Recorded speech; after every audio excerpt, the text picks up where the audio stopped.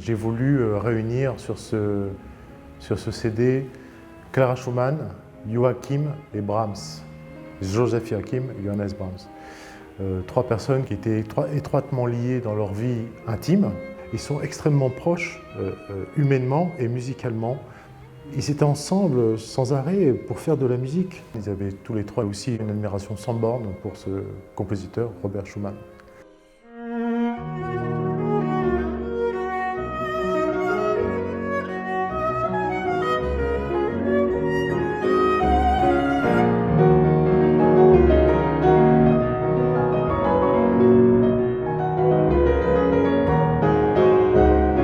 Nous avons décidé avec Etsuko de le faire autour de Clara Schumann et rendre hommage à Clara parce qu'elle a défendu la musique de Brahms. Il avait 22 ans, il était tout jeune, elle jouait avec lui.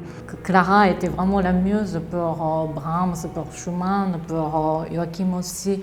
Donc de réunir ces trois compositeurs, je pense que ça donne une écoute encore différente que d'écouter ces œuvres toutes seules. Ça recrée leur univers d'intimité, d'amitié, de respect mutuel.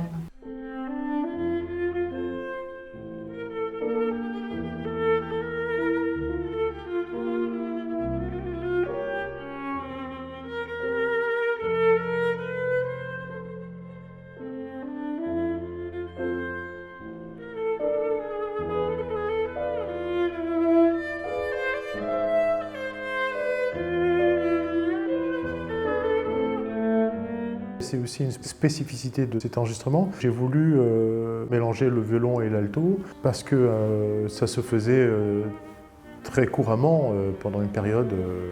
Joseph Joachim, on le connaît plus comme violoniste, mais on le connaît moins comme altiste également. Donc j'ai voulu lui rendre hommage en mettant justement une œuvre qu'il a composée à l'alto et une œuvre qu'il a composée au violon.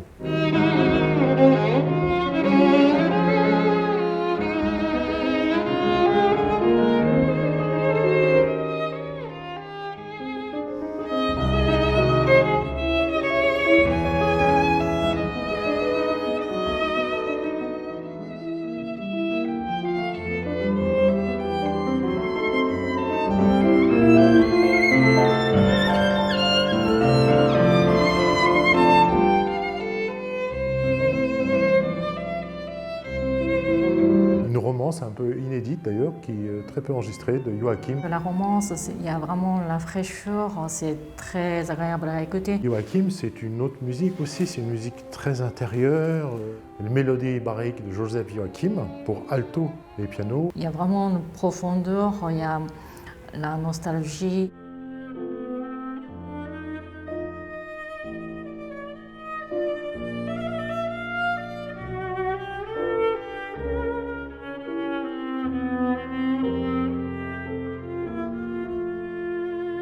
On a enregistré les deux monuments, évidemment, les deux sonates de Brahms pour alto, opus 120 et piano. Brahms, c'est des montées, des descentes, de passion.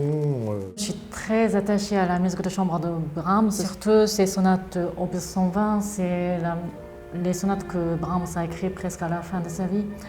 Et je sens vraiment la résignation, le dépouillement, il y a beaucoup de nostalgie. Même quand c'est très passionné, je sens que c'est quelque chose, un souvenir lointain, un bonheur perdu.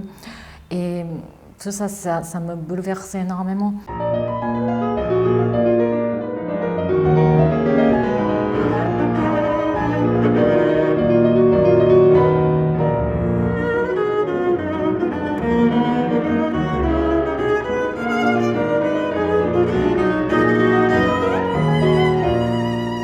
Ce qui me plaît dans ce projet, c'est le fait de pouvoir jouer avec Pierre, que j'admire énormément. Depuis la première fois que j'ai joué avec lui, j'ai senti tout de suite qu'il y avait une osmose qui s'est créée. Et depuis, c'est toujours le bonheur de jouer avec lui.